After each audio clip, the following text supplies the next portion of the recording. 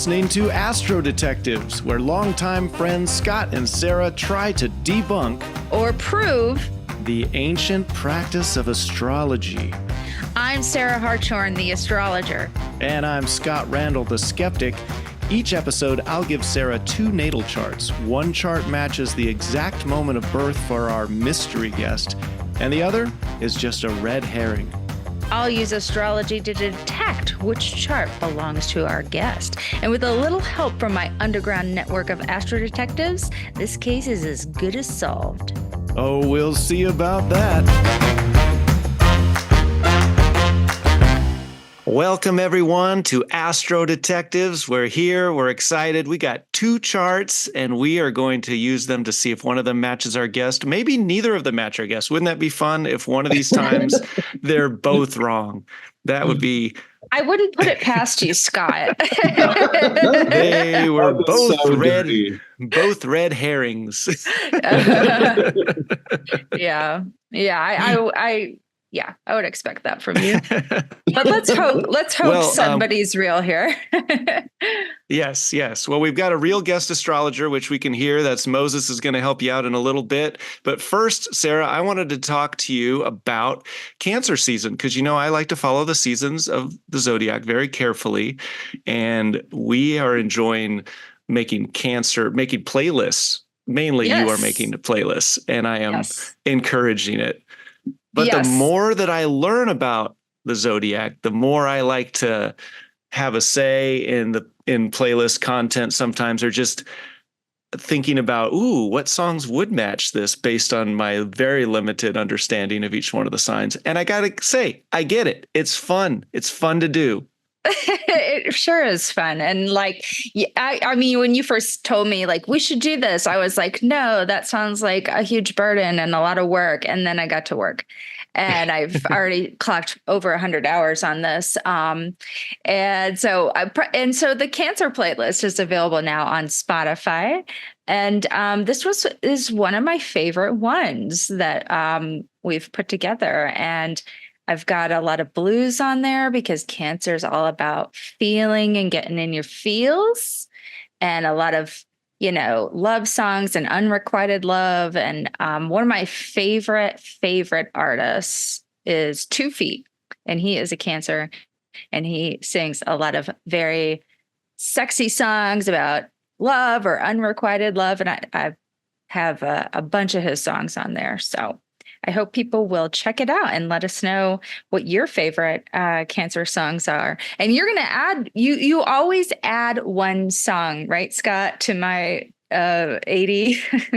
Yeah. Usually when I'm reading the descriptions, a song will kind of be playing in the back of my head as I'm reading the description for the sign. And so it just sort of naturally, just based on sometimes vibe alone, that's the song that makes me think of the description that I'm reading.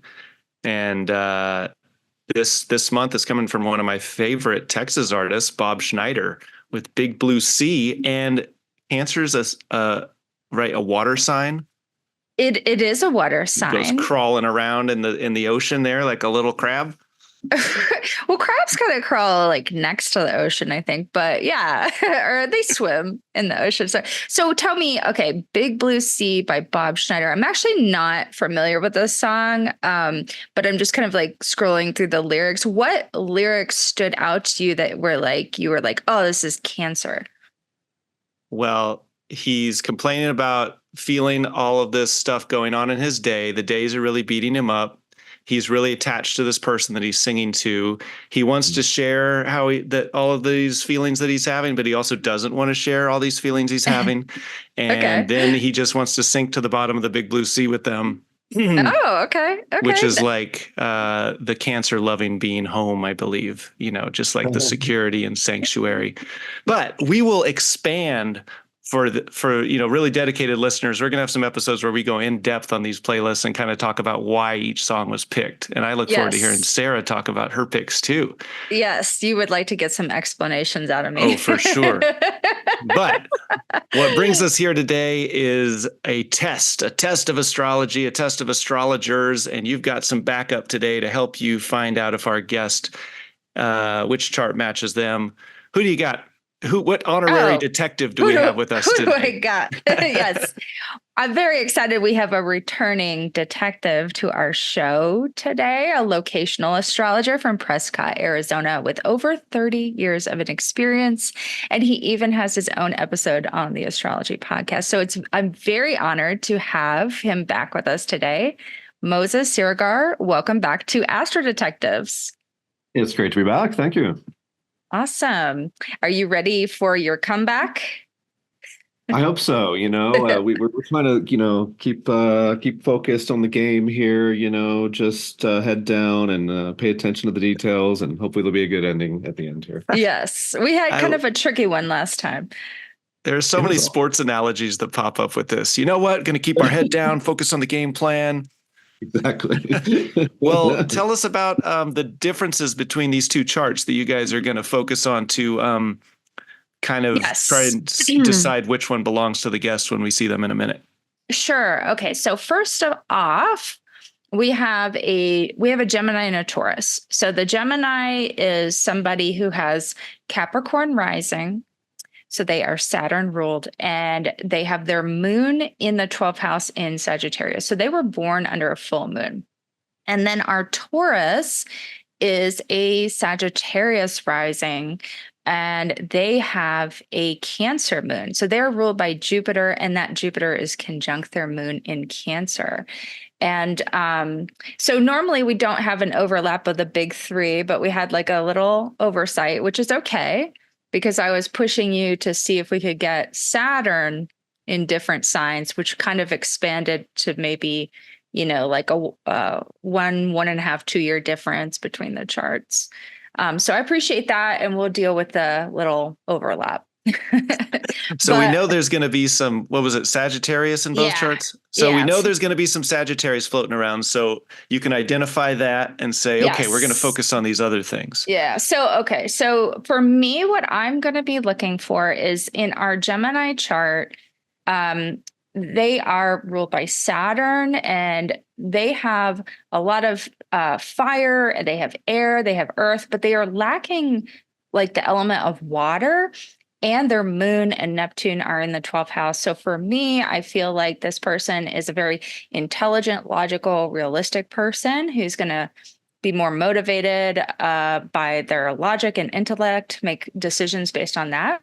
Whereas our Taurus is somebody who has Moon Jupiter conjunction in Cancer, which is like an abundance of emotion, even though it's in the 8th house. So that does kind of change it up a little bit, but that's still a lot of sensitivity there. And then they also have their Neptune pretty close to their ascendant. So that gives them a lot more sensitivity. So I feel like I'm looking at the chart of a more logical, grounded, kind of straightforward person, more intellectual, versus like someone who has a lot more sensitivity and maybe bases their decisions and motivations a little bit more on their emotions and has a strong emotional intelligence. So, but Moses, what are you going to be looking for that's different in these charts? There are some things that do look pretty different to me, and Sarah, I use Vedic and Western astrology together, which is probably a little confusing for other people, but that's kind of the thing that I do. And so when I brought the Vedic in, it really seemed to create some very strong contrasts, where one of them has a very, very strong, so to speak, Mars placement in their birth chart. That would be the Gemini, if I'm not mistaken here. And then the other, according to the Vedic chart, has some really serious Mars challenges in their life. And so I'm looking for things that are going to pertain to Mars and kind of say, do we have someone who is more courageous, physical, strong, sharp, abundant energy, tons of passion, kind of good Mars stuff in a way, or someone has a lot more Mars challenges. They may have a more difficult, let's say, background in their life. There may be more pain and trauma. Divorces may have played a bigger role in upsetting their life. Accidents could have, surgeries could have. A lot of physical issues, for example. So Mars is going to be one of the big differences for me. And is that the Taurus or the Gemini that's going to have more of the Mars issues? The Taurus should have the Mars issues. Okay. Now, you wouldn't necessarily see that if you're just doing the Western astrology, which most of your guests, I'm sure do. So that does come from the Vedic side. So if that ends up being a pivotal point, then maybe the Vedic astrology gets some credit for that, but that all remains to be seen. Mercury is very emphasized differently in the two charts, where both of these people should have a very noticeable mercurial quality, but in some different ways. And the Gemini, I'm kind of thinking a super student kind of vibe on that one, with a Gemini Mercury very much at the sixth house position in that chart, on the cusp of that chart. The other one has Mercury in Aries at the fifth, and so it's a more fifth house being more playful, creative, perhaps romantic, and Aries being more of a physical or independent, going to do my own thing kind of sign, versus Gemini in this case, which, with the Gemini, I am looking for quite a student, quite kind of an intelligent kind of character who probably was like valedictorian. They did super great in school. Everywhere they went, they won awards and stuff like that. The moons, as Sarah, brought up to me too, the moons are quite different. And so there are some psychological differences there between the Cancer moon and the Sag moon. The Sag moon is full. So let's see, the Gemini chart has a Gemini sun sign with the Sagittarius pretty much full moon, which me and Sarah were looking at this, and I pointed out this is the Donald Trump setup. He's a Gemini sun sign with a Sagittarius. Yeah. You wouldn't believe who I got to be our guest this week. Oh, my goodness. I can believe on a few things. But anyway. I thought he had a lot on his plate right now. Hey, when you're campaigning, you want to do every media opportunity available to you. Or the only one that will accept you. So this could be no, I'm quite liberal, and I apologize to those of you who are not. But the Gemini could be a non-evil version of Donald Trump if it's that chart. And I kind of mean with that Trump has this big, bright Sagittarius moon, so everything he does is kind of big and exaggerated, and of course that Gemini energy is quite loquacious. Is that the word I'm looking for? He's quite a speaker as well. Yeah. And so there's a different kind of quality there from that. So that'll be interesting to see. But the moons are actually really different too in the Vedic system, where let me make sure I get which chart right here. The Gemini chart, has you wouldn't necessarily think of particular issues with their moon so much either in the Western chart. But when I look at their Vedic chart, the moon does look to be in a difficult sign, difficult house. And so I'm expecting to hear some kind of depressing moon things from this person, like maybe, something around their mother. Maybe they had periods where they were really isolated in life, where, they were cut off certain ways. And the other one, it's a different kind of moon, because the Taurus chart has the moon with Jupiter, and they're both in good signs and so on and so forth. So one of them has a happier kind of moon story, I think the Gemini one, which I think at this point Sarah and I are leaning there, but we're not. We haven't made our minds yet. But that one will have a different moon quality about it, just based on the survey alone.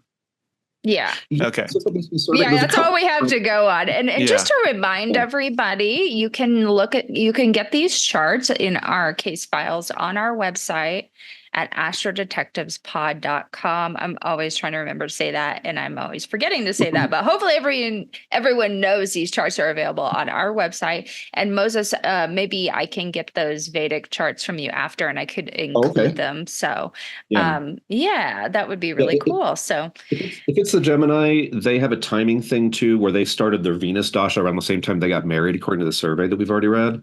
So, if it is the Gemini chart, I think the Vedic astrology is going to do a really good job of showing some of those differences, but we will see. All right. We will see, but we're going to see right after this commercial break. Hey, Astro Detective listeners, this is your resident astrologer, Sarah Hartshorn, and I wanted to let you know about my coaching practice called My Cosmic Coach, where I offer natal astrology readings, human design readings, and a whole lot more. And right now, for fans of the Astro Detectives podcast, I'm offering $25 off my signature one-on-one coaching session. This is a holistic approach I developed that will guide you through any kind of decision you're trying to make or challenge you're navigating, where we're going to consult both your human design and astrology charts and even pull a few cards too. And you'll walk away with really clear, really practical and actionable advice that is aligned and specific just to you. So head on over to mycosmiccoach.com and use promo code AstroDetectives at checkout when you book a one-on-one coaching session with me. That's mycosmiccoach.com. Welcome back, everybody. We are here with our guest this week, Paulette. Welcome to AstroDetectives. Thank you. Now, our detectives are looking at the 2 birth charts. They're going to try and match one to you based on an interview. And we always like to start in the same place. What do you do work-wise? What do you feel like you've been good with in your career? And just kind of talk about that aspect of your life. I am currently just a podcaster like y'all. And let me pimp out my shirt here. It's called La Vida Más Chévere. But for a long time, I was an event planner and stopped doing that a few years ago. And now I just speak into my pink mic here. What is your podcast about? It's about liberating ourselves from the toxic cultural BS we've all grown up in from the child-free Latina perspective. So La Vida Más Chévere actually means your best life or my best life, the best life. So it's about designing the best life. And you're saying for people who are childless, more Latin. Uh-huh. Awesome. Okay. Is there anything that kind of carried over from both jobs or some sort of consistency you've seen in the jobs that you've, done? Yeah. Event planning is herding cats. It's a lot of project management, and those skills transfer to everything. So running a podcast is a lot like running an event. You've got multiple interviews. You've got, dates that are set in stone, and you have to make magic happen before that with, a beer budget, despite your champagne tastes. So it's kind of the same thing. The end result just looks a little different. And what do you like about, well, you can focus on podcasting. What is it about that drew you to it, do you think? Or how does it feel gratifying? Well, I love connecting with people like this. I'm so corny, but I'm a 1,000% extrovert. And so, especially during lockdown, that was really, really hard. I felt like I was crawling the walls, and connecting with people is very, very good for me. And so only being able to do it like this was almost enough, but being able to do it consistently through the podcast became almost, I don't want to say it was like a life raft, but it really did help get us through that lockdown time. And the podcast started in the middle of all that. So it's a good time to start a podcast. Yeah, I think like many people. Yeah, I think we've heard that one. How would your friends describe you? I think that they think I'm, again, extroverted. I like to be surrounded with people. I'm very social. And so I like getting our friends together. I'm the one who created a cookbook club for us pre-lockdown. We haven't gotten back into it, but we would share recipes. We would all pick a book and make a potluck out of it. So instead of reading a novel, we would pick a recipe, and then everybody would come and share. And that's how we would eat the book. So cooking is one of your hobbies? Yeah. Oh, yeah. Any favorite recipe and why? Oh man, that's like picking one of your kids. I love to travel as well. And so all of the culinary, delicious things that we've had in countries around the world, it's really hard to pinpoint. What can I make well? I'm always experimenting with new things, but I think one of the dishes that my husband really enjoyed from the get-go was my cheater carnitas. So I'm Latina, as we said, and I'm half Mexican, but making carnitas is kind of an involved thing. And I found this crock pot recipe for it. So I adapted it to the Instant Pot, which means that you're going to lose a little depth of flavor, but the nice resulting, shreddiness is still there. And I made that for him early on in our relationship. And man, when I made it for myself before I met him, I was like, I would marry me. So it worked out. Can I just ask about what you're wearing and if you have any tattoos, things like that? I do not have any tattoos. Okay. I am wearing my podcast t-shirt. It's a Okay. limited run and it's pink. It's got little, so the pink's kind of the color for the Okay. podcast. Is that your favorite color? No, Okay. I would say purple is. Oh, okay. Okay. Thank you. Mhm. Shifting gears to the next category, let's say it's not a great day and you're going through some difficult emotions. How do you typically process those? Is this something where you let it out? Do you bottle it up? Do you kind of, are you able to monitor it? How do you kind of go through the not so great days or feelings? The best way I have found is to punch something. So exercise is huge. Like, kickboxing was really what saved my life at one point in time because it just let me get all of these really difficult frustrations and emotions out. But I also like lifting weights. So if I can't get to the gym and if I can't sweat it out, I am also, I can scream into a pillow. I need to do something physical to literally release that emotion. So that's what I try to do. So I don't take it out on my husband because I like him and I want him to keep liking me. Sounds like physical activity, athletics, you mentioned weightlifting. Like this has been a good thing in your life, a positive area of your life. Is that about right? Yeah. Yes. Has that always been the case going No. back to childhood? And if we kind of bridge into what was it like growing up?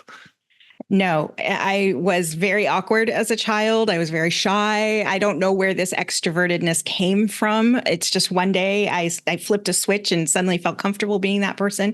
But I was always very shy as a child. I was awkward. I didn't have a lot of, like I'm still clumsy. But I remember reading one time as a child that athletes had different brains. And I told my mom, that's why I'm not athletic, because I don't have a brain like an athlete. I was a swimmer in high school. I wasn't very good. And I'm just kind of awkward in that way. So lifting weights and punching a bag are it's just me. There's no team relying on me. And it's just me against myself. I think that's where I'm at my best in terms of sports. That's a pretty dramatic shift from being like shy and then being extroverted. And I know Moses in particular focuses on the timing of things. Is there sort of like a period of time for you, if you were to give it sort of a, years, or just kind of when you remember that shift happening? I would say it was probably in college. Mm-hmm. It definitely started growing out in that time period, probably closer to the end of college than the beginning of college. Mm-hmm. This is the athletic part we're talking about? No, just the not being awkward part or becoming more extroverted. I see. Can I ask, do you consider yourself a sensitive person? Like how easily do you cry? What makes you cry? Oh, yeah. I will cry watching Queer Eye. And I feel like I'm also very sensitive to other people's like moods, which I don't really love about my life. But so I try not to let things affect me in that way. We had a lot of construction in our building going on for some time, and that kept me on edge all the time, like the constant noise. But yeah, I am very sensitive to things that are saccharine sweet, like rom-coms. I will cry, but they aren't tears of anger or fear. I've just become overwhelmed with the happiness. So it comes out of my eyes. Oh, I love that. Can you talk a little bit about, go ahead, Moses. The athletic kind of side of you, when did that kind of come online for you, do you think? Oh, that's interesting, Moses. You just made me realize that I started kickboxing in college. Okay. So maybe around the same time as the extrovertedness, went hand in hand. I kind of found my thing. I'm not like a trained kickboxer. I would go to like cardio kickboxing classes. Let's be very clear, but I was punching a bag, not people. So that would be around that same time in late college. Okay. All right. Can you talk a little bit about your parents, maybe what Sure. they did, what they were like, either growing up or today, and then any siblings if you have them? I have two brothers. My parents are still together. They're pretty far apart in age. So that was always an interesting dynamic. I have cousins who are older than my mom on my dad's side, for example. So they're both from Latin American places. My mom's from Mexico. My dad's from Puerto Rico. And my older brother is my half brother, but that's never really been a distinction. We're all very close, the three of us. Both of my brothers have kids. I don't. And we're just we're very supportive of one another. When my husband and I lived in Puerto Rico for a short time, and that's my brother's favorite place in the world, my older brother. He used to spend his summers there. So he came to visit, and it was great to see him in what he feels is his happy place. And he's just so in love with the island, and to see it through his eyes, to be able to experience a place like that through his eyes, really gave me a different perspective on living there, which wasn't easy, by the way. Living there was not easy. We moved back after a few months, but it was a really wonderful time. That short period of time will always kind of live in this like chapter marker in my life. And that week with my brother there, I saw places on the island I probably would not have seen on my own either. And my little brother and I, we used to have a YouTube channel together. It was terrible. It was about beer, but it wasn't good. The beer was great. But so we're both kind of comfortable in front of the camera. He's probably a lot better at it than I am. So you said on your survey that when you reflect on your childhood, you feel like 6 out of 10, which is kind of mid-range. What are the things that made it 6 out of 10 and not so much 10 out of 10? So my parents don't have the best relationship. I've told them both that they're not a great model for marriage. And there was a lot of tension in our house. And I realized during that construction period that a lot of my anxiety was tied to how we had to comport ourselves as children to not anger the people in the house, because there was a lot of the idea that children should be seen, not heard. And that was difficult to grow up with. And I'm still at this current point in my life realizing that and dealing with it. I had a happy childhood. I can say that. But looking back through this real world experience I've had, I'm recognizing where it wasn't objectively great. If I could follow up on that a little bit, even just a quick, like, I don't know, 0 to 10 kind of thing, like how good versus how challenging was your relationship with, I'm going to ask you about mom, dad, and then brothers. So a 10 would be amazing, best ever, right? 0 would be the worst ever. So you don't have to think about it too much, but like brothers, what would you say? 0 to 10? 10 out of 10, probably 11, 12 with both my brothers. Okay. How about mom? Mom as a child or mom now? Your overall relationship with your mom and how wonderful versus challenging that has been for you over the course of your life. 7.5. 7.5. And dad? 5. What was missing from your childhood that Well, I didn't hear the dad number. Oh, Sorry. Maybe I'm sorry. Oh, 5. 5. It's 5. Okay, but something cut out on my end. My bad. Sarah? Yes, I was just asking, maybe you already answered this, but maybe I was probing a little bit further, but I was like, what do you feel that was missing from your childhood that you wish you could have changed? Well, I wish my parents were happier Mm-hmm. and there wasn't so much tension in the house. Okay. Mm-hmm. They had conflict more with each other, you think? Yeah, and it's spilled out into our lives. Okay. And if I may, on the 5.0 on your dad, what is the basis of that challenge that he didn't wasn't interested in what you had to say, or what would you say is the most challenging part of that? That's interesting. No, that's not it. My father had very, very big dreams for me. He wanted me to be a very specific kind of person and achieve he wanted more from my life than he had from his. And I felt extra pressure.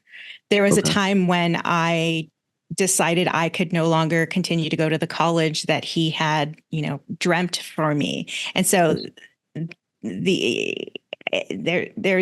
a disconnect between the person that my father really wanted me to be and who I am. And so there was this sense of disappointment that I felt that I was bringing on to him. But he's also a hard man to like. Oh. He's an angry person, and that's gotten worse as he's gotten older. He also tends to revise history and doesn't quite remember things the way the rest of us do. So I am still in contact with both of my parents. I have a decent relationship with both of my parents. Mm-hmm. That's great. Yeah. When you were comparing numbers from then to now, the numbers have gotten better. Yes, only because now I'm very aware of my boundaries. What do you think the source of his anger is? There are a lot of sources of his anger. He came from a poor Puerto Rican family. Growing up in Hell's Kitchen in New York probably wasn't a treat. There was a lot of them. I think there was like 6 or 7 kids. So there wasn't a lot to go around. He had to scrounge for his. He was divorced from his first wife after she cheated on him. I mean, it goes on and on. So would you say your dad is someone who's really focused on financial security or having like material or like resources? Is that something that's like almost driving him to a point of like anxiousness or I don't know, causing some distress? Okay. Yes. Did he put pressure on you to do a certain kind of profession? Oh, yeah. He wanted me to go to an Ivy League school. Okay. And did he want you to do a certain thing with that? He just figured once that diploma was in hand, I'd be rich. Okay. And let me ask Scott and Sarah too. Is it okay to ask just for his birthday and year? Oh yeah, he won't be on the show, so you can totally get. Yeah, Okay. if you're comfortable, Paulette. I mean, by the way, any time you can say pass or Okay. only answer what you're comfortable with. And Moses would like to know his birthday and year if possible. Yeah, it's January 15th, 1940. Okay. Thank you. He was born in Puerto Rico, yeah? Yes. Yeah, okay. Cuamo, if you wanted a more precise location. Okay. And you probably don't know the time he's born, right? No, I don't. I'm sorry. Okay, no problem. No problem. Let's get him on the line. Trying to figure out, would he be able to get onto Zoom or does he have trouble with that? No, he would not. May I ask, like the major places you have lived, and without telling me your age in these dates, but like when you moved to certain, well, we got to be careful with that. With the college one, we got to be careful with, but like, I think you kind of see what I'm saying. Like, kind of where have you lived and when, but don't give me too much information so I can't cheat. Sure. I was born and raised in the greater Los Angeles area. I still live here. I spent a short time in college in Philadelphia. Okay. And I spent that short time in Puerto Rico as well, but mostly in the greater Los Angeles area. Okay. So go ahead. Oh, I was just going to say, okay. So it's kind of like those 2 locations and then back to LA. Mm-hmm. Okay. And you mentioned that Puerto Rico was hard in some ways and wonderful in some ways. Can you kind of encapsulate what was challenging about it? Puerto Rico is just a difficult place to live. It's very expensive. The tax rates are criminal. I live in California, which supposedly has the highest tax rates in the country, not compared to Puerto Rico or the Virgin Islands or American Samoa. They're off the charts high over there. Our effective tax rate was 24%, whereas here in California, it's 7%. So there was a tripling of expenses there. Okay. Well, moving on to relationships, you were talking about your parents' relationship, and I'm curious about you. You said you're married. Mm-hmm. Can you talk a little bit about your partner? Sure. How you guys, what you saw and that was, drew you to them? My partner exhibited a very a very confident. He was very confident the night we met. I came to learn that that's not who he is all the time. He's very introverted. So he was completely out of character the night we met. He's a tad bit younger than I am as well. So I thought he was a little older. He thought I was a little younger, dark bar. So, but we within a few months of meeting that first night, we realized that we had a lot in common despite our huge personality differences. And we complement each other very well. This was cemented when we went on our first vacation together. It was just a little getaway up the coast. And we had no problem traveling together. Like, we were just in sync. And that's when I knew that this was something special. So can I say how long it's been? Is that allowed? Let's see. Yeah, because Yeah, they have the date the that you were date, married. Yeah. Yeah. Oh, okay. Yeah. So we've been together 11 years. We just celebrated 8 years married. He's actually not even here right now. He's out of state on a work trip. But I feel very lucky that I was locked up with him, because our life and the way that we've built it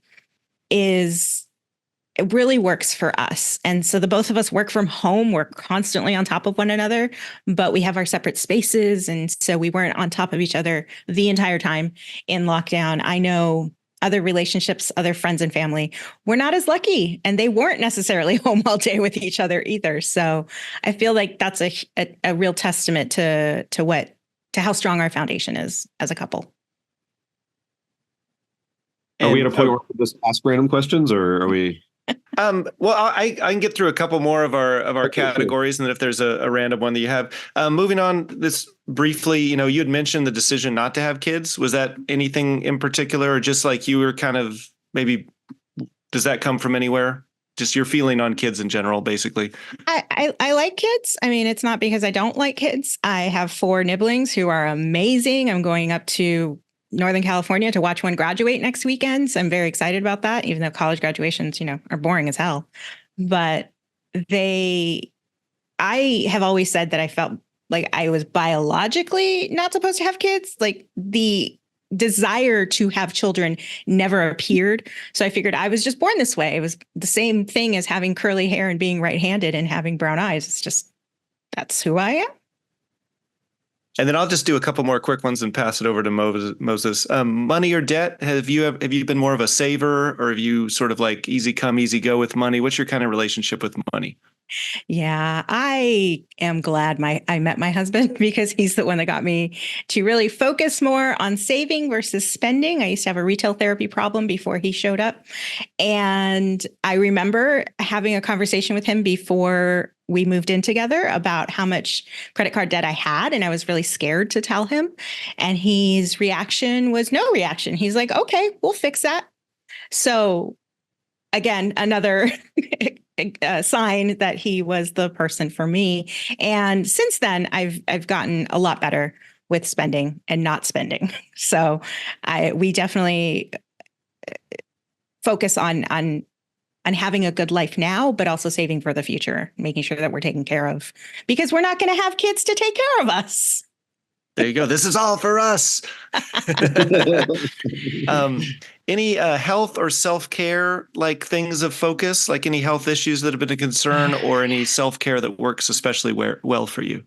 That's so funny that you asked me about that, because my podcast is all about self-care and self-love, because there you go. It's something I'm really big on, like taking care of yourself, because I suffered, I developed an autoimmune disorder due to burnout because of stress. So I'm huge on taking care of oneself in all areas, physically, emotionally, mentally.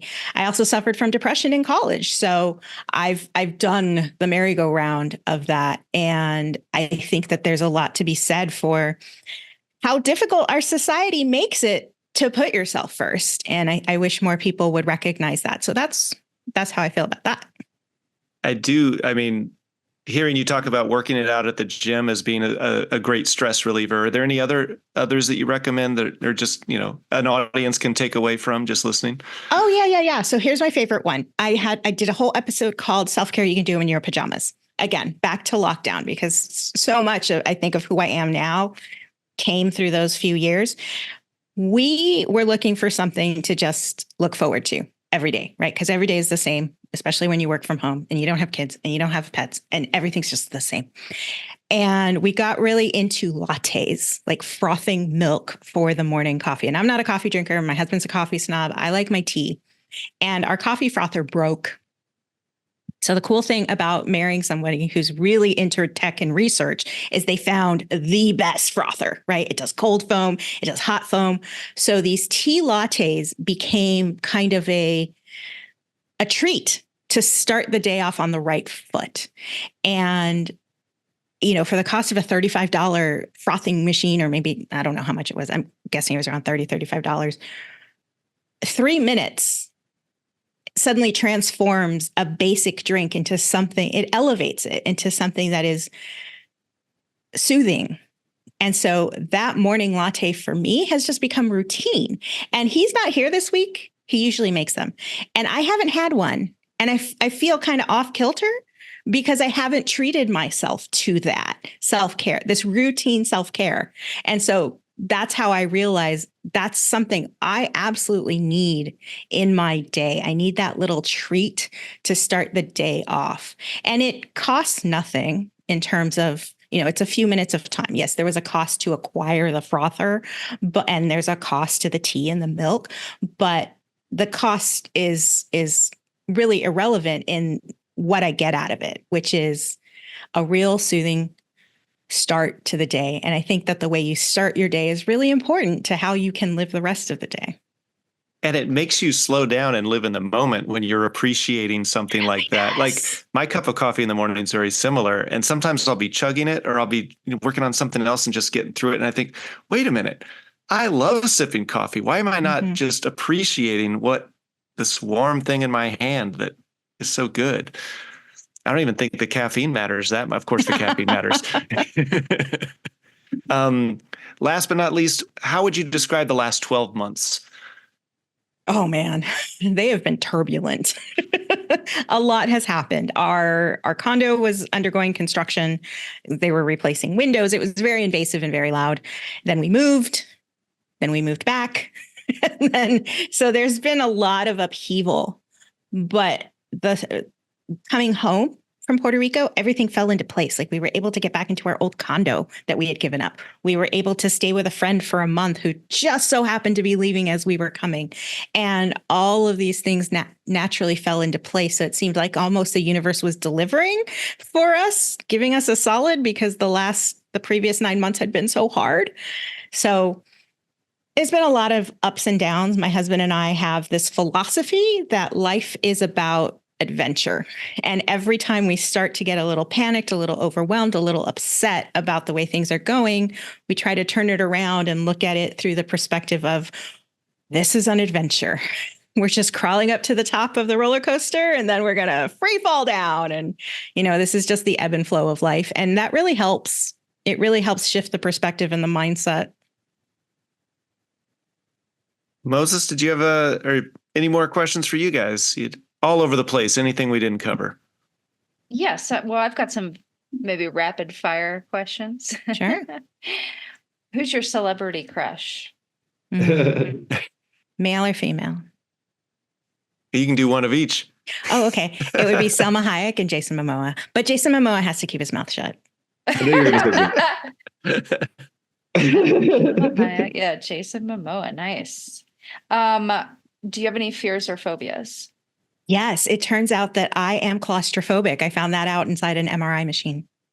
Oh, and I'm also very afraid of dying by drowning, which as a strong swimmer should not be a consideration. But, when a coronavirus is going around and people die of suffocation, that tickled a part of my brain I didn't like. Okay. That's really interesting. Why were you getting an MRI? That time, I think. So as a weightlifter, you tend to sometimes overwork certain parts of your body. And I think that time was my hip. Okay. What was, so I'm sorry, you were exacerbated your hip or something? Yeah. The doctor was afraid I tore something in my hip. Okay. Do you have a history of issues with your legs? No. Okay. So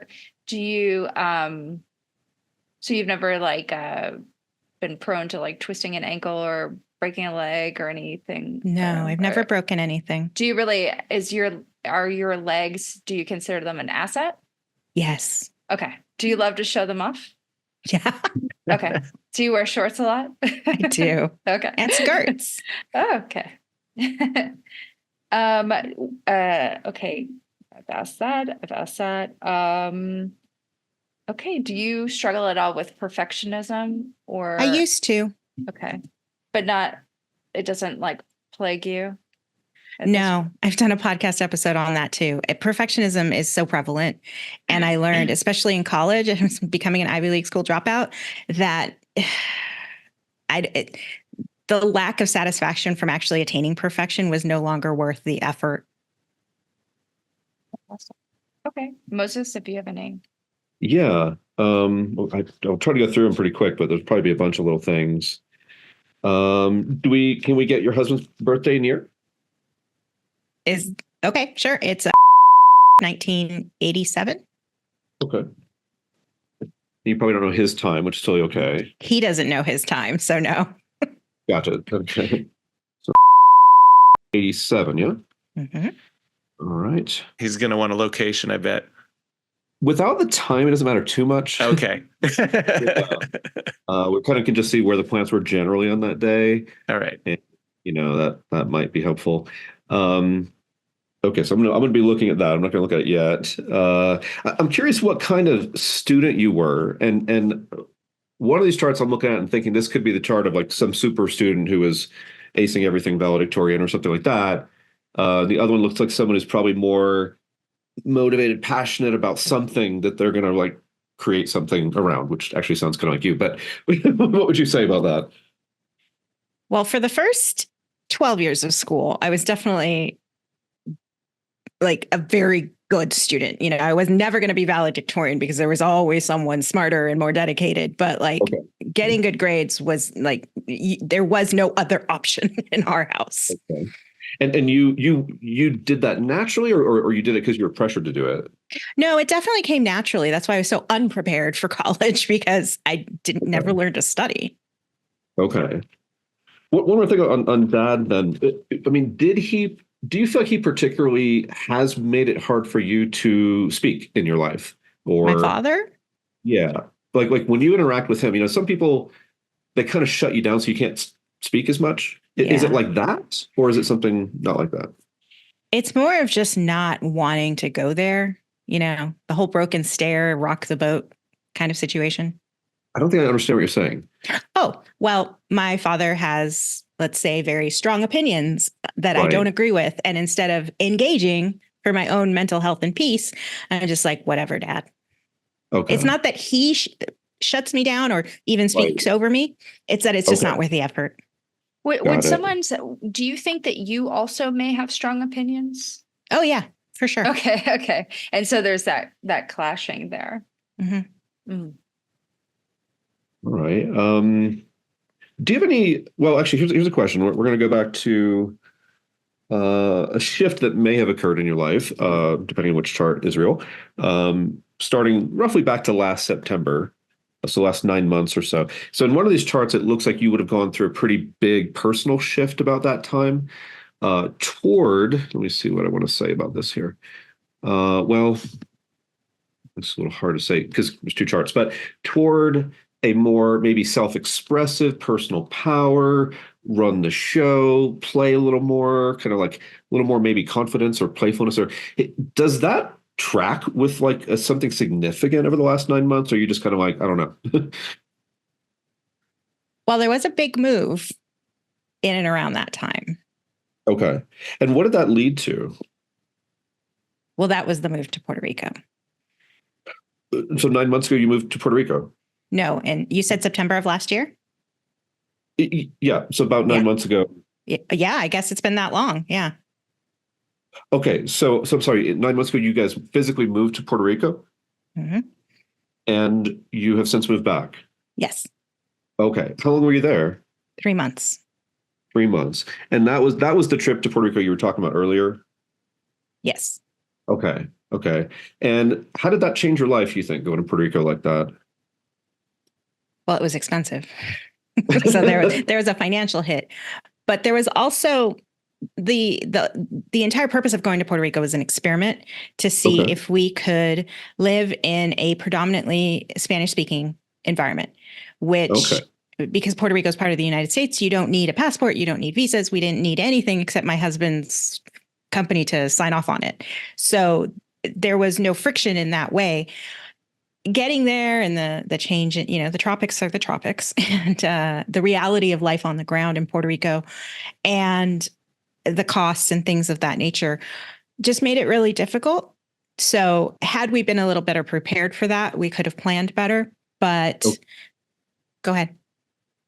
No, I'm trying to understand if you personally feel like you changed, like since the last. Yeah. So, and if so, how did you change? Yeah. So personally, it was also a returning to the roots because I don't know a lot of Puerto Rican people. Growing up in Los Angeles, there just aren't as many Puerto Ricans as there are Mexicans, Central Americans, and so forth. So it was really about exploring that part of me, because even though my father and I might have friction in our relationship, it's still part of who I am.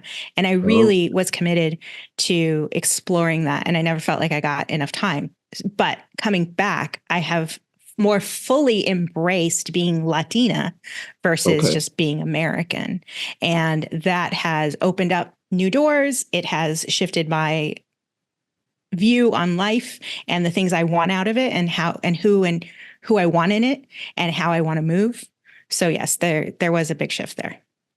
Would you see yourself? Thank you. That's cool. Would you see yourself as more of like a homebody, family-oriented person, or more of a freedom-loving, I need an adventure kind of person? I'm somewhere in the middle because I don't love being stuck at home.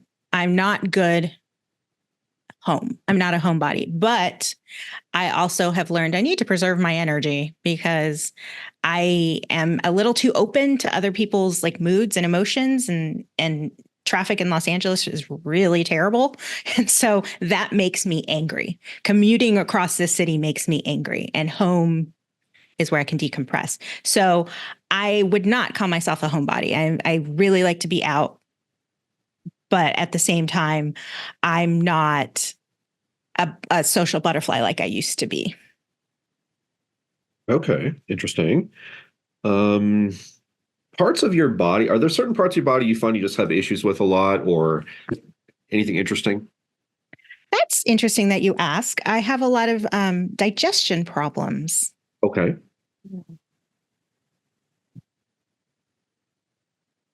Kind of makes sense with one of these. I hope we're right. Do you two choose individually, or do you like come together and try to decide on one?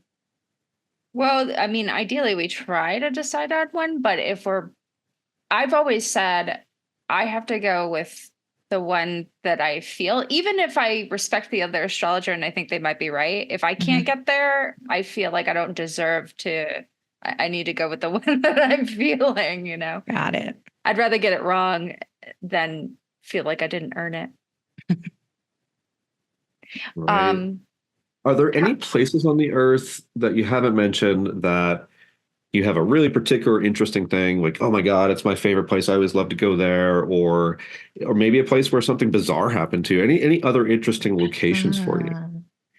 So in college, I was a photographer, or, for a little time, I was a photographer. In college, I started doing trips out to the desert on the eastern side of the Sierras. And my family would always freak out because there was no cell service out there, but I just needed alone time.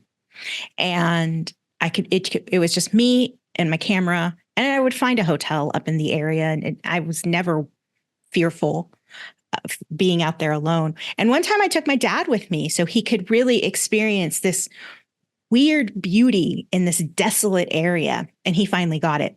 But I still have framed photographs of that time.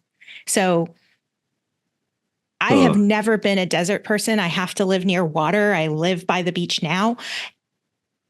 But something about the desert had this pull on me, and really, again, shifting that view, through the eye of a lens in my camera, I was able to appreciate the beauty of the place. And could you give me a town that's close to where you were? Sure. Ridgecrest, California. Ridgecrest? Mojave. Ridgecrest, California. Got it. Thank you. Mm-hmm. Very cool. And then you mentioned the autoimmune issues, which you felt were related to burnout and stress causing that originally. Yeah. When did you first become aware of that becoming a thing in your life, and how does that affect you? Well, it ended my career as an event planner, and that happened in the disorder started in 2016, and since it was the end of 2016, and since then it just completely shifted the trajectory of my life. Are you comfortable sharing like what the disorder is or what it affects? Oh, yeah. So I developed chronic hives with no known cause. The clinical term, I think, is idiopathic urticaria, which sounds horrible, felt horrible. Again, when I said that kickboxing saved my life, I was on a ton of drugs. I was on a monthly biologic that didn't seem to be helping. And it was when I started kickboxing again that they finally went away. I could get off steroids. I could start weaning myself off other things.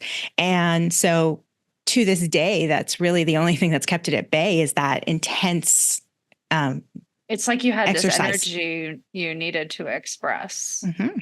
Yeah. And then just last question from me. How do you make a decision? I mean, do you go with like how you feel about it? Or are you very logical? I make a pros and cons list and then go with my gut. Once I've weighed all the options, I see which way my gut's leaning. When you went to college, what were you doing super well in school, or what was it like academically? My first year in college was not great. Like I said, no one taught me to study. And you think you can just coast on being smart, but everyone's smart, and the curve means you got a D. So that was rough. And that sent me to a depressive spiral. I ended up transferring out and then going to a local community college, which was really easy because it was just like high school again. And then I went to a local state school, which was still challenging, but not nearly as difficult. And I didn't feel like a fish out of water culturally at the local state school either. Okay. So I think environment had a huge impact. Okay. Oh shoot, I'm looking at a bunch of things over here. I thought I just had something, but I lost it. My bad. If we go back to 2002 to 2005 in that kind of window of your life, is there anything really dramatic that was starting at that time in your life that you would think, oh, that was a big shift because of X, Y, or Z? And if so, what was it? So that was the time between going from just being klutzy and shy to being an extrovert. And my first real job is when it happened in that time period. So I felt like I became more of an adult. Okay. And I'm doing too many things at once. What period was that when that happened? You said 2002 to 2005? Got it. Thank you. And so you're becoming more of an adult. And how so? I'm sorry? Well, now I had a real job. Okay. I was paying my bills. I was adulting. Right. Okay. And what kind of job were you doing then? That's when I became an event planner. Got it. What drew you to that? I fell into it. I was temping in the HR department of a toy company, and someone took notice of me and said, "Hey, there's an opening in the event space. I think your personality would be a good fit." And that's all she wrote. What do you think about your personality is what she was noticing? I have no idea, to tell you the truth, because I'm just me. But I guess I'm organized. That, like I said, event planning is project management. You have to be very organized. You have to stay on top of things, and you have to do it with a smile. And so I guess I just exuded those traits. Okay. I'm just looking now at March 3rd, 87, which is your husband's birthday, and just kind of looking at some of the connections there to see if anything really occurs to me to ask you about that. Yeah, this is really intriguing. There's so many things you can theoretically look at in astrology. It's crazy how many things you could try to do with that. While you're looking at that, Moses, Paulette, do you find it hard to express freely, like say I love you? No. No, it's very easy for you. It's very easy. Okay. No issues with that. Why do you think you are that way? Well, because when I say I love you, I mean it. Yeah. I think that love is one of the easiest emotions to have, to give. I think if we all loved each other a little bit more and had a little bit more empathy, life would just be better across the board for everyone. I love my husband dearly. I am missing him desperately. He's only been gone for 3 days, but I'm realizing that a softer life is really what I want. And love is kind of the foundation for that. Are you, sorry, I just lost my train of thought. Damn it. I was going to ask you something good. Yeah. Well, I know we're probably wrapping up here soon, but yeah, go ahead, Moses. Would you say you see yourself, like you're kind of the way you look at the world, almost the color of glasses you're looking out of when you look at the world, and you look at yourself? Do you see yourself as, if you could pick one of these two, and often these are hard because often people say it's both, but would you see yourself more so as a really honest, straightforward, adventurous, kind of youthful, passionate person with, things to share and so on? Or would you see yourself more as someone who is going to do the job and follow the rules and be a good person and be humble and really dedicate to family and career and have a little more of a salt of the earth quality compared to the first version, which is much more, kind of expansive in their outlook on life? Does either one of those feel more like you when you think about yourself? You started describing the first one. I was like, yes, that. And then you started describing the second one. I was like, well, I'm also a rule follower. So, okay. But I think I'm more the first than the second. Okay. And anything interesting in your life around, I'm going to ask you what parts of your body, your neck, as well as your shoulders, arms, hands, wrists. Like when I think about those two parts of your body, do you tend to have particular pain, pleasure things going on with one of those two? How did you know to ask that? Because yes, there's pain in my shoulders, neck, and arms. That's been an ongoing thing for the last 2 years. Okay. Yeah, that one comes down to sun signs, but we'll talk about it. My last question is, do you consider yourself, have you ever had an experience, I'm trying to figure out how to ask this. What are your dreams, like your nighttime dreams like? Are they very wild? Do you consider yourself to be a very intuitive psychic person? No, I don't. Well, you'd have to define what intuitive psychic means, because my understanding of it is no, not really. My dreams, that when I remember them, there's a lot of confusion and anxiety driving them. Okay. What are the themes around it? Is it like, I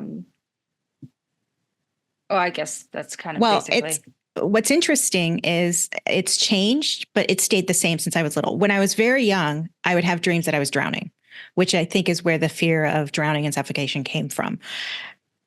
Later, it started becoming that I couldn't dial a phone properly. And this is before smartphones. So you're talking about like punching the buttons or the rotary phone. And that's been a consistent theme. So as smartphones have become more prevalent, when I'm in a dream and I'm looking at my phone, I've actually tried to teach myself that if I'm looking at a video game and can't get to my home screen, that's a dream. And it never quite works. But my communication device just becomes impossible to use. I can't get a hold of my contacts. I can't find my husband because my phone won't work. It's stuck in this weird animated game thing. Okay. Well, it's because you can't read in your dreams. That's like one of the best ways to see if you're dreaming is to try and read something, because your brain can't fill up an entire page and keep track of all the words that are on that page because it's making it up. So if you look back at something you just read, it's likely it changed because your brain can't put all the words there and keep them all. You can't have a whole book in your mind. I did not know that. The last piece. The more you learned on this show, I tell you. I think that's true. The last piece of that was I was just going to ask you about share what you can if you don't want to. That's fine. But what is your relationship throughout your life been with drugs and alcohol? Oh, I don't do drugs. I am very strongly against. Never tried a drug. drug. Oh, no, I've tried them. Okay. And I don't like them, except Xanax, because they gave me Xanax after my first time in the MRI machine. And I was just so happy and relaxed after that. I was like, if the whole world was on Xanax, life would be beautiful. Yeah. In the midst of that. I have tried drugs. I don't like them. I have any of my nibblings will tell you that one of the first things I tell them is do not do cocaine. Cocaine is bad for you, and don't try anything harder. I do enjoy a good drink. My husband and I spent our honeymoon in Europe, traveling to all of the Trappist beer breweries. Or the Trappist breweries.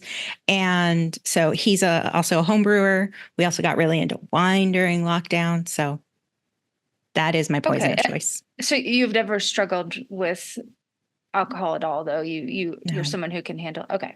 That was it. That's all I wanted to ask. So the issues you're talking about with shoulders and arm, I think it was more the last 2 years. It's not been an ongoing problem for you, but more recently? Yeah. Okay. Would you say there have been like periods? I haven't really heard you say this, but have there been periods in your life, and maybe everybody could say this to some degree, so I'm kind of saying like, is this really true of you? Like, have there been periods where you felt really down and out and isolated and alone and cut off from people? Or how often? And do you think maybe compared to the average bear, if it's possible to guess at that, do you have that experience, or is that not so much your experience? No, except for some very finite moments, like when I was suffering from depression for those 2 years, when we were in lockdown and when we were in Puerto Rico. Other than that, no. Okay. So lockdown in Puerto Rico, we're more like that. Here, I think I might have just had one or two more things. I'm going to ask you a little bit about what you kind of are attracted to in men, what you need, what you're attracted to. Psychologically speaking here. So I'm looking at one of these charts and it looks more like you'd probably be attracted to guys that are probably more confident, probably more masculine, but also very solid, very, maybe more earthy in a sense of maybe touch or just, being someone you can really depend on and things like that. So one of these charts looks like you would be attracted to that. And you would need a guy who's more like that. The other one looks like you'd probably be more attracted to someone who, is also, there's a similarity that both show kind of either attraction or need for someone who has an earthy quality about them, such as sensually or materially. One of them, I think, maybe looks more like you're probably drawn to someone who's more interesting, more freedom, more intelligent. Someone that you might get more stimulated by and have more fun with. Anyway, does any of this sound anything like you? Sure. So what I'm attracted to in men is definitely intelligence. I am short, so height's never really been a problem, but most men I've dated have been 5'10" and above. Both of my brothers are over 6 feet somehow. And dark features, dark hair, dark eyes, solid, like they lift weights. I like feeling like I can be taken care of, which I know is anti-feminist to say, but at the same time, I just want to be taken care of. I don't want to feel when I'm out with my husband, for example, that I would have to be the one to fight our attacker, should there be one. Even though I could, I would still want to feel like he could take care of me.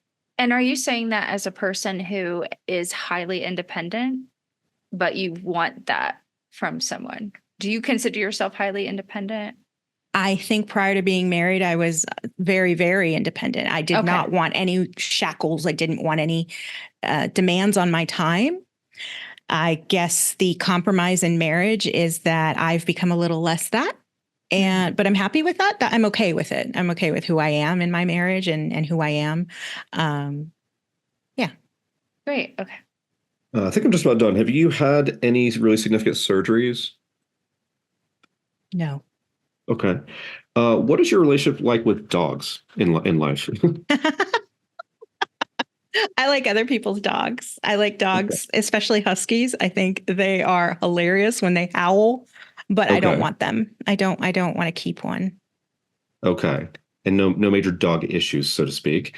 We had a dog. When I was very little, we had a German Shepherd that apparently was super aggressive to other people, but was like, this is interesting. You just gave me a connection, was very protective of me. And he was hit by a car and died. And I don't remember any of that. This is all stories my parents have told him. Apparently I used to ride him like a pony and he would let me. That's how young I was. But ever since then, we were never really a dog family after that. And then following up on Moses's question, on the survey, it does say that you had a surgery in 2021. I just wanted to confirm that. Oh, I did? Looks like heart related. No. Did you have an ablation? Might be. I'm sorry. You're right. I totally forgot about that. That was a gynecological ablation. Oh, I read that and I think heart. Yeah. Okay. But it didn't strike you as being a major surgery or anything. I totally forgot about it, to tell you the truth. Okay. I just wanted to make sure that we didn't miss something that was going to tip Moses off to the wrong track. Yeah. Sorry, Moses. No, is that a big deal though? Or is it not? Is that a big deal? The surgery, was it like, nothing? Or is that actually a big deal?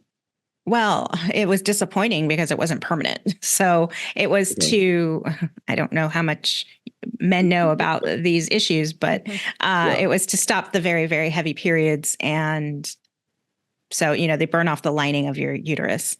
And it worked. It took away the periods for a long time, but now they're back. They're not nearly as bad, so it's fine. But oh, wow. Huh. My husband said I was charred like a bourbon barrel. Oh my God. So your periods, I'm sorry, were very heavy. Is that it? Yeah, they were painful. Okay. Painful and heavy. And when was that surgery? October 2021. Okay. That is excellent. Thank you. I'm frantically. Moses likes the exact dates on stuff. So October 21st, 2021. You never know what you're going to get into on AstroDetectives. One more, I think. Sure. Okay, one more. Then we're going to let her take a little break. You had an accident at one point. Where was that? You mean geographically? Uh-huh. It was in the greater Los Angeles area. Okay. In LA. All right. Yeah. Very good. Okay. I can stop there. All right. Well, you've given all of us, but mainly the astrologers, so much to work with, to pour over, that they're going to take a little break and confer with each other, see if they're on the same page. And during that point, I'm going to put you in the waiting room so you can take a break, hang out, do whatever you want to do. And then we'll bring you back in about 5 to 10 minutes. And we're going to find out if they came to the right conclusion or not. Fabulous. All right. We'll see you in a bit. Okay, Astro Detectives. The first question is always, are you on the same page? Where are you guys at? Well, Moses, I hope we're on the same page. I did feel like that when we met her, she was a lot different than, to me, what was put on the paper. So I think initially coming into this, I was thinking we might have a Gemini on our hands, but now I'm kind of leaning more toward the Taurus chart based on all of the abundance of emotion, a lot of this, that chart has Sagittarius rising with Neptune there.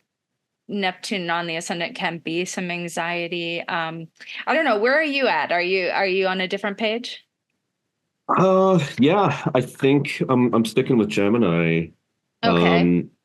Yeah, and Walk me I, through what you're thinking, because yeah, I prefer when we are on the same page, and so I yeah, may change, but I want to see what you're seeing.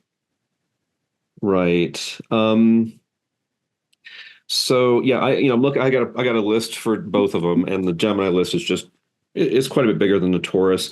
Even some of the points that are the same, where like I can kind of say like an example, the Gemini chart, according to Vedic astrology, they started the big Venus period of their life.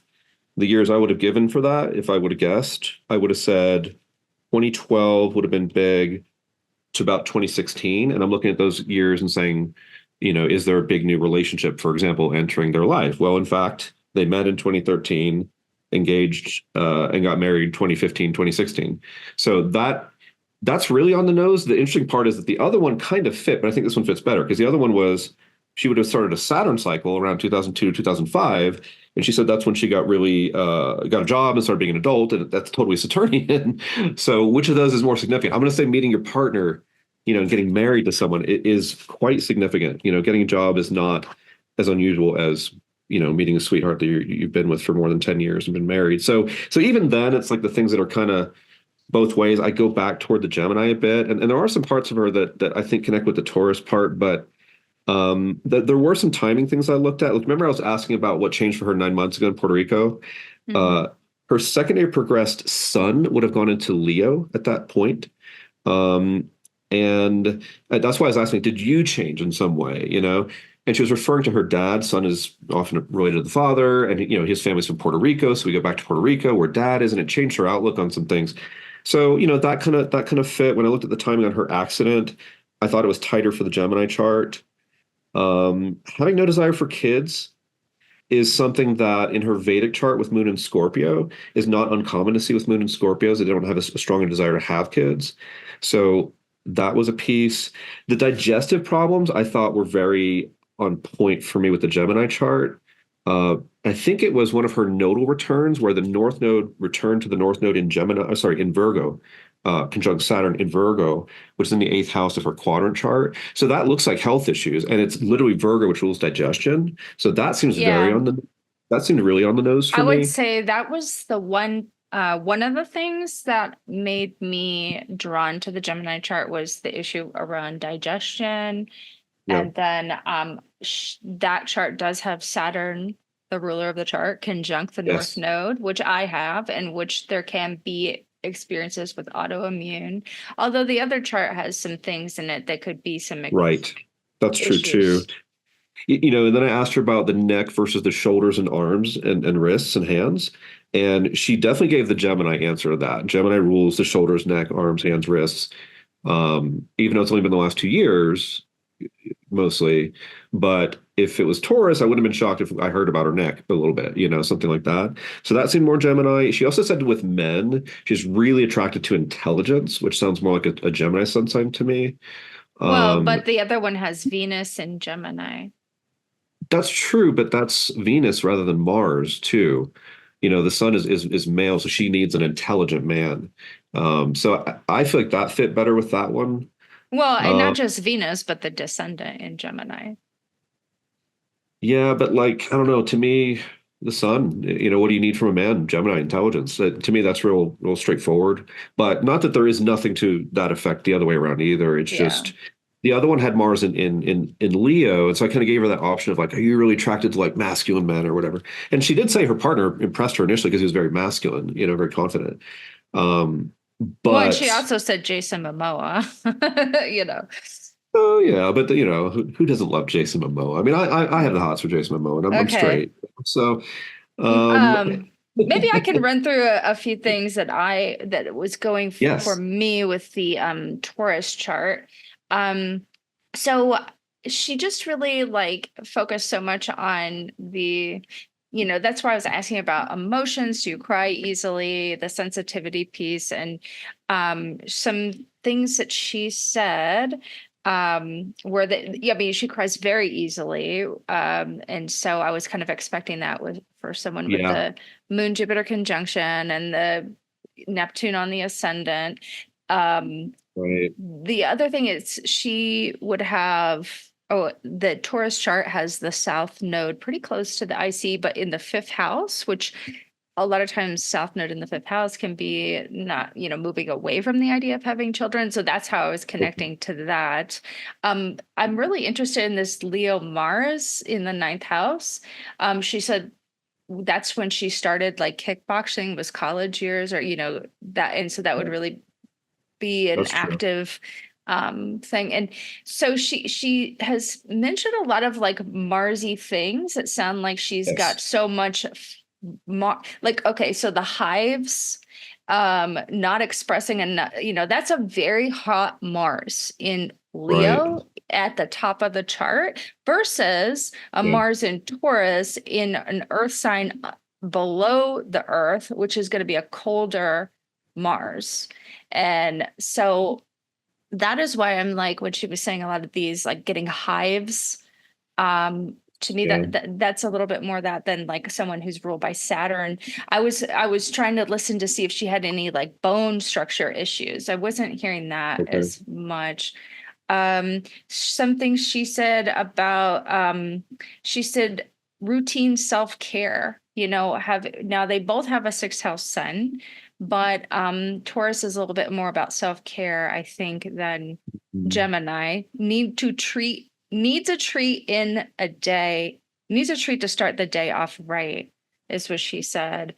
And there were some other things too that, the fear of drowning. I mean, that is Moon and Jupiter in the eighth house in Cancer, eighth house being fears. So I was trying to find like, okay, fear of drowning, where would I find that in the other chart? I mean, the other chart does have South Node in Pisces, which maybe that can speak to like a past life where you drown or something. I don't know. But to me, like the eighth house is represents our fears and things. And then the thing about the dog dying, who she had as a kid. And so, but I mean, the other one, the Gemini chart has Moon in the 12th house. So I think I just, from a very broad perspective, I'm failing to see she had so much, emotional intelligence and optimism. And maybe I'm failing to see that in the Gemini chart, but like, where is all that? Like, I'm cry at rom-coms. Like, that is one of the few points I have in favor of the Taurus chart, was that kind of more sentimental kind of quality that you're talking about.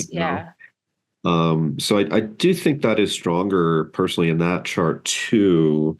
Like things like the self-care, she's got Venus if she's Gemini, she's got Venus and Taurus in both zodiacs, Western and Vedic, and she has a very fifth house Venus. So she should have some really good Venus qualities, such as some of the physical things that she does, lattes and whatever, but also her heart. That would give her a more solid, dependable, sweeter heart in a lot of ways too.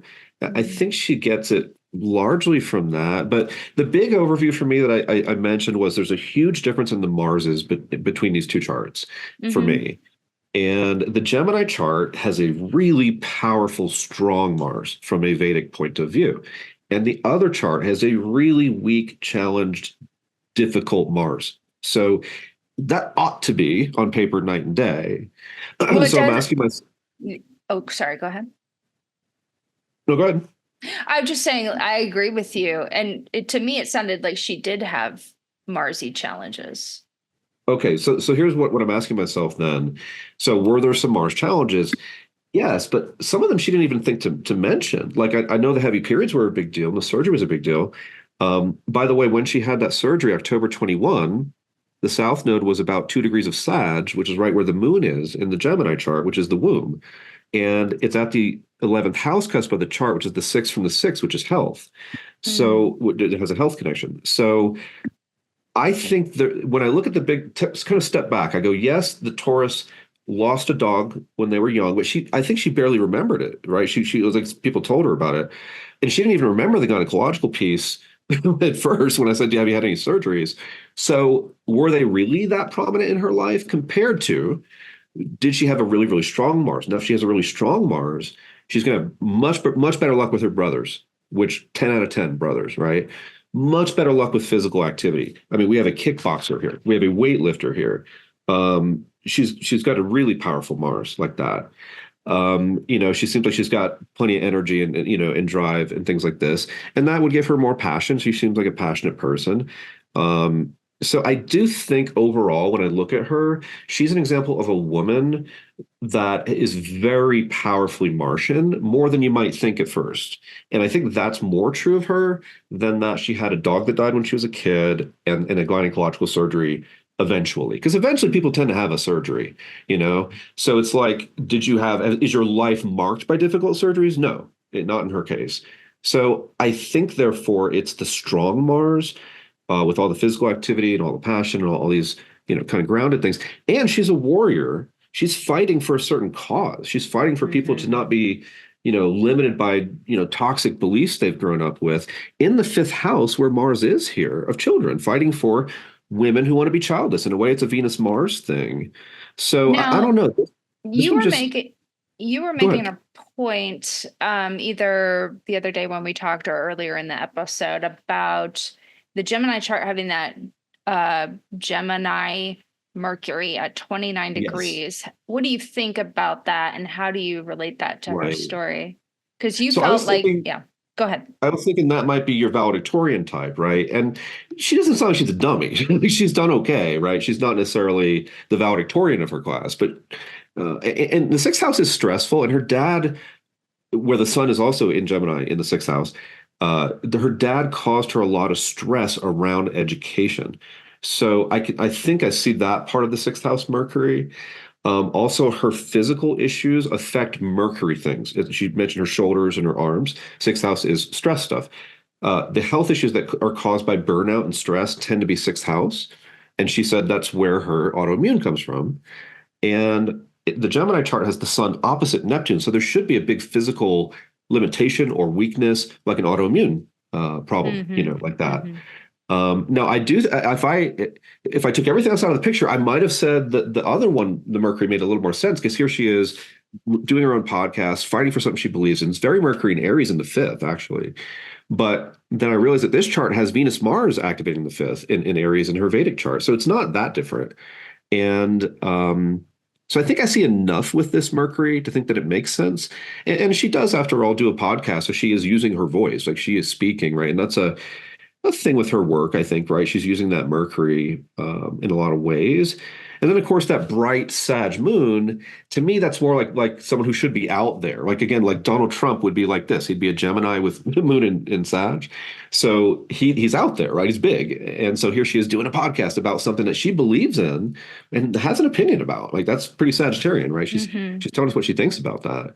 Well, I would also say that, like, her dad, so her childhood, which we often look at, like, kind of the first house, is like he put there was a big theme around her dad saying, you need to have these big goals, which can feel, Sag and Cap risings, they have big goals in kind of different ways. To me, also she was this event coordinator, which is interesting because the Taurus chart has Virgo, 10th house, but the midheaven is actually in the 11th house in Libra. So sometimes if your midheaven isn't in the 10th, maybe that job is not as satisfying, or you can have different jobs, or you leave that job trying to satisfy that. Just a thought there. But but her podcast is about, she was talking so fast that I didn't get to write it down, but it was like she was putting a lot of emphasis on connecting with people, which to me sounded very Neptune and midheaven and Libra, and something about what was her podcast called? There was a lot of self-help involved in the podcast. It was La Vida Más something. Yeah. the cooking club. I don't know. I think I'm feeling too much the Taurus, but I always get insecure and second guess myself when I'm not aligning with the other person. So on the Taurus part, I mean, keep in mind the Gemini chart has Venus and Taurus in both zodiacs, Mars and Taurus, which is angular. The Vedic chart would also have the Sun in Taurus. So this Gemini chart is not lacking for Taurus symbolism. It's got, in some ways, more than the Taurus sun sign because Venus rules Taurus and she's in that sign in both zodiacs and she's at the 5th house cusp. So we should be seeing nice Venus things like she does a lot of, more pleasant kind of Taurus stuff. There's one other thing here, the event planner part. So the Gemini chart, if you use that porphyry house system we were talking about, it puts the moon on the 11th house. So I'm looking for an event planner. I'm thinking 11th house groups of people, right? Events like that. And this one has a full moon in Sag at the 11th house cusp. That should be someone who is connecting with more people. Could be a podcast, could be event planning. Sagittarius, it's kind of a jolly occasion. Let's get together and do a big gala or something like that. It's in a trine from Jupiter and Leo, which also is going to put on a party for people to kind of enjoy too, potentially. So I actually think that does show up in that one pretty good. So how about the sensitivity piece? Because that's the most striking difference. Are you feeling like that's coming from the Neptune opposition to the sun or what? Great point. Yeah, I think so. I think the South Node in Pisces, Neptune opposite the sun, I think that definitely does something there too. I think those are the most obvious pieces of that. So yeah, I agree that piece would seem to point more toward the other one. But when I look at the balance of things, I still get so much connecting with the Gemini chart that I just have to go with it. And I haven't seen anything that's like completely not there. Like for example, I don't know, like her Vedic chart has got Jupiter and Cancer in the 8th house. But like we said, both charts actually have Jupiter and Cancer in the 8th. One of them's tropical, one of them sidereal whole signs. So, there is some of that, I think could generate some of that. So I don't know, because she's not someone that comes across to me as like emotional to the point of being like, that's her whole shtick. It's like she's sensitive. Yeah. But she's still grounded. She's smart. She's creative. She can do a lot of different things. So I think she's not like this pure watery being, It's like an aspect. Is there a one final question we could pitch to her that would clarify that emotional piece? I just feel like I have too much evidence on the other side that even with that piece that I agree with you about, there's just so much more evidence on the other side that I just think that's my smart pick. Okay. Well, I respect that. I'm going to ask her just for me because I'm, now I'm a little nervous, but last time we did this, I honestly think I swayed Sarah a little bit in the other direction. We got it wrong, so I don't want to do that. No, it's okay. I'd love to redeem myself. Sarah's been burned both ways. She's switched and gotten it wrong. She's stuck to her guns and gotten it wrong, and she's been right both ways too. Okay. So I say, just pick the right one. As long as you just pick the right one, you're fine. It doesn't matter what the other person picks. To be fair, I fully, we were on the same page last time, but I think sometimes when two people are on the same page, it just makes you more confident. So you just made me more confident that I was, well, you didn't sway me. I gotta say that's not quite true because you were actually leaning toward the other chart and I was really leaning toward the wrong one. And so I don't know. On the previous. Well, that was just based on the survey for sure, but yeah. You were leaning toward the correct one. I'll take it. If everybody wants to go back and listen to our previous episode with Moses. I forgot what number that was. It's number 24. Number 24. Mike with the Saturn vibes. But for now, let's take a break, and we're going to bring back our guest, and we're going to see which one of these two astrologers is right. Right after this. So exciting.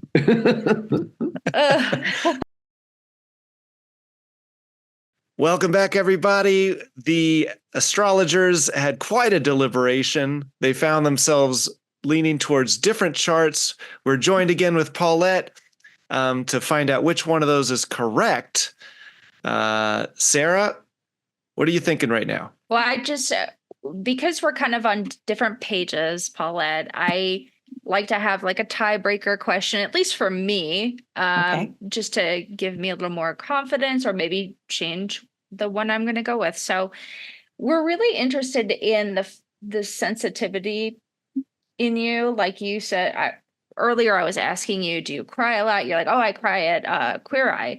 But outside of like watching something emotional, are you a sensitive person? Do you cry easily? Do your feelings hurt? Are you would you say you're like kind of passive aggressive or defensive when you get your feelings hurt? I do cry easily just because I think that I did that as a child too. So, the first sign of anger from another person, that's my tears get activated. I don't really care about getting my feelings hurt. As an adult, there's been a couple of instances where I have found that friends or people in my life were not who they turned out to be. And I was very sad, but that didn't make me cry. Are you moody? I used to be. I think I'm a lot more even keel these days. Describe while you were waiting, while the astrologers were having their conference. Were there any feelings of moodiness that were boiling up and being like, are they ever going to bring me back into the room? No, I was just reading Reddit. So Paulette, what I'm kind of hearing is like, if you have a good reason to cry, you can cry. You're not like someone who's going to like be unable to cry, but you're not like a constant emotional basket case either. You're Right. you're in touch with your sensitivity when you need to be. Yeah, Is that about that sounds good. Okay. It sounds good. You see what I'm saying, Sarah? Well, I mean, I'm not totally like swayed by like that answer. Sounds like you're a very emotionally intelligent person. I mean, do you consider your feelings equally compared to like logic, or are you more of a logical, like screw feelings? I'm focusing on my logic and doing the logic. No, I'm definitely in touch with my feelings, and I trust my gut about things. But I do also try to look, when I have the time, I try to look at things through a more logical lens to see if they line up with what my gut's feeling, because I'm not always right. Okay. And do you ever like study a million different things and can't stop like studying a new thing? Are you like really enjoy learning about new topics a lot? I do, but I don't get too deep. Like I don't fall down too many rabbit holes. But yes, I feel like there are many things I want to learn about in this life. This right now is fascinating. You're basically seeing it's like we're in a courtroom and you have lawyers on either side and they're both making the case for the chart that they believe it is. I really can't wait to hear what is swaying one to the other. This is just so Well, cool. I'm either going to have lots of reasons why I'm right, or I'm just not going to have a lot to say. So go ahead. All right. Well, at some point we do have to find out who's right or if anybody's right or what. So Sarah, where are we at? Oh, well, all right. I'm like wanting to ask more questions. All right. I mean, I have plenty of time, but I'm sure you don't. Okay. I'm sneaking one more in. What really pisses you off? What really pisses you off? How would I piss you off? What would I have to do? You would have to have a very stupid opinion. Like the earth is flat. Just willful ignorance really pisses me off. When you're at your worst and you're in a fight with somebody, are you using words to hurt people? I try not to go low. Yeah. I will use cuss words, but I won't necessarily try to use people's insecurities against them. But are you going to use words as a weapon a bit, like whether you mean to or not? Maybe. Okay. Okay. I'm just gonna have to go with the one I want to go with your gut. But I honestly hate when this happens because Right. it's more fun when we're aligned, but I totally respect you, Moses, and you have so much experience. So I don't want you to think that I like by me choosing a different chart that I don't respect you. So it's just no, you got to go with your gut and your own thing. And it's not, we're learning, we're all learning. Yes. Yeah. I learned amazing lessons the last time I got it wrong. It was amazing, Yeah. Well, maybe I'm about to have a really amazing experience and learn why I got it wrong. It's been amazing for me regardless. So thank you. Okay. All right. Everybody's psyched for an amazing moment. Okay. All right, Paulette. Are you... Okay, let me just tell you the two that we had to choose between. Okay. So we are choosing between a Gemini and a Taurus. Okay, sun sign. Are you a Taurus? I am. Oh, yes. You got it. You got it. Is Moses wrong? I'm wrong. I'm very wrong. And Moses was more confident than Sarah. Sarah was sort of wishy-washy. Oh, my God. Going back and forth. True, yeah. Well, I was wishy-washy because... Go ahead. Yeah, no, there were pieces that I agreed with you about. Like the sensitivity, I thought was the other one. And the like podcasting and being... passionate about this cause, I thought really fit the Taurus chart better. Yeah. But there were just a lot of pieces that lined up for me with the other one. And so I just went with the numbers, Well, can I tell you something interesting? My little brother, who I told you I'm very close to, he's a Gemini. Okay. So you got Gemini in your life. Yeah. And you've got Venus in Gemini, so... You would be really drawn. Well, we're going to get into details. There's a little bonus episode that we do right after the main episode. If you're able to stick around, it sounds like you got some time. Yeah. Perfect. We're going to dive into your correct chart and then kind of they'll talk through kind of what they got right, what they got wrong. That's going to be available over on Patreon now. But for now, Paulette, can you remind us real quick where people can find you or any place you want to send the audience? Yeah, sure. My podcast is called La Vida Más Chévere, the childfree Latinas with Paulette Erato. PauletteErato.com. Paulette Erato on all social media platforms. Pretty easy to find. And Moses, can you remind us where people can find you? Yeah, just Google Moses and astrology or go to astrologyforthesoul.com. That's it, everyone. Let us know what you thought by commenting on whatever platform you follow us on. Links to our accounts are in the show notes. If you like the show and you want to support it, you can visit patreon.com/AstroDetectives. Don't forget to subscribe on your favorite podcast platform so you don't miss the next episode. Rate and review and tell your friends. And until next time, this case is closed.